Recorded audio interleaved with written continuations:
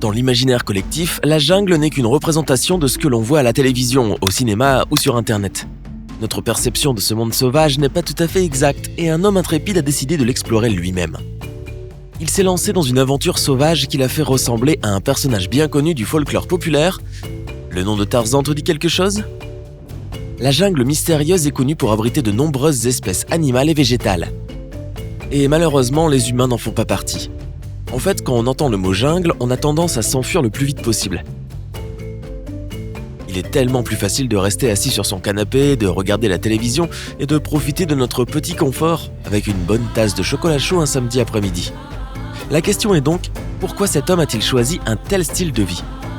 Pourquoi vouloir survivre dans la nature, chasser sous la pluie et nager dans des eaux infestées de crocodiles ? Une chose est sûre, Michael Fomenko n'est pas un homme ordinaire. Alors voyons comment il en est arrivé là. Même si les choix de vie de Michael ont pu être considérés comme primitifs, il a eu une éducation de luxe. Qu'entend-on par là ? Eh bien, il faisait partie de la royauté.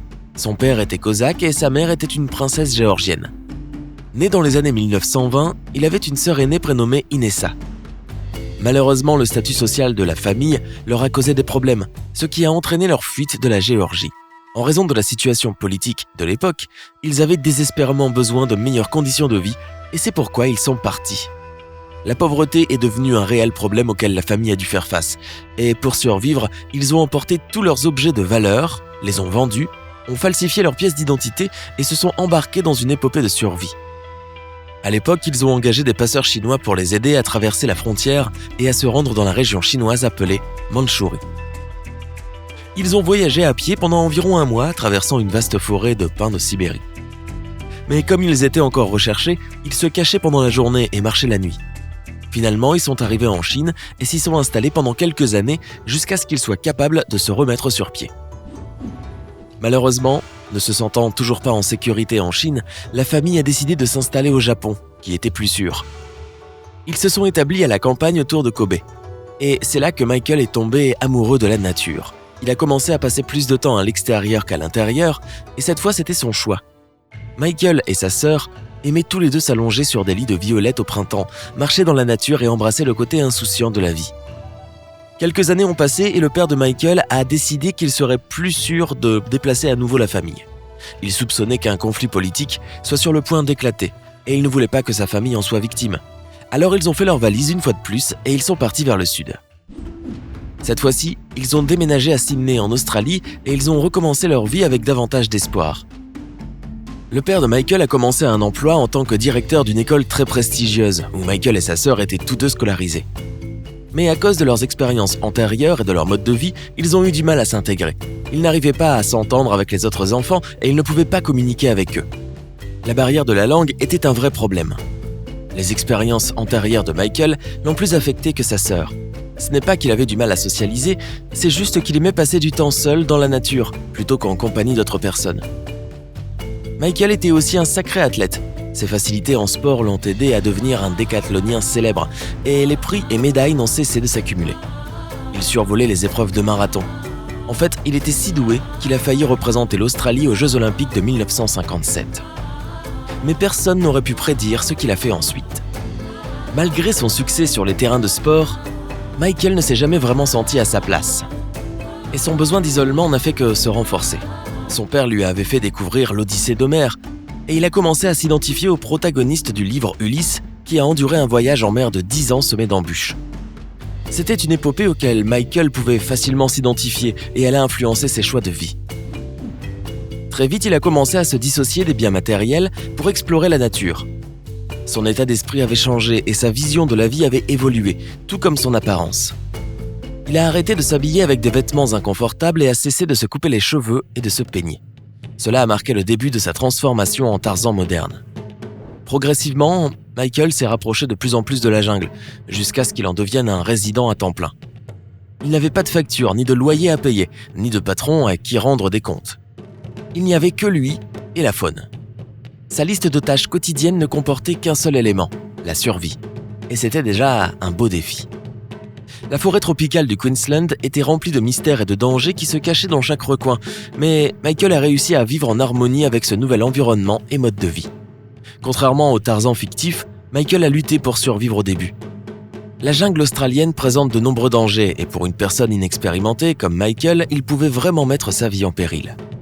Les eaux étaient remplies de piranhas et de crocodiles affamés. Les plantes étaient couvertes d'araignées mortelles, sans parler des moustiques assoiffés de sang qui fondaient sur toute créature en mouvement. Trouver de l'eau potable et de la nourriture était le cadet de ses soucis. En réalité, c'est le contraire qui s'est produit. Au cours d'une nuit d'orage, il a failli être mangé par un crocodile, mais heureusement, quelques locaux sont arrivés et l'ont sauvé au dernier moment. C'était un miracle. Un jour, en 1964, le poste de police d'une ville de la jungle du Queensland a reçu un appel téléphonique signalant qu'un homme presque nu avait été aperçu en train d'errer dans les rues. La police a réagi rapidement et, après une longue poursuite, Michael a été arrêté. Alors qu'il était en garde à vue, la police a dû décider de ce qu'elle devait faire de lui, mais son comportement n'a pas aidé. À cause du temps qu'il avait passé dans la jungle, il se comportait comme un fou, comme Tarzan l'aurait fait.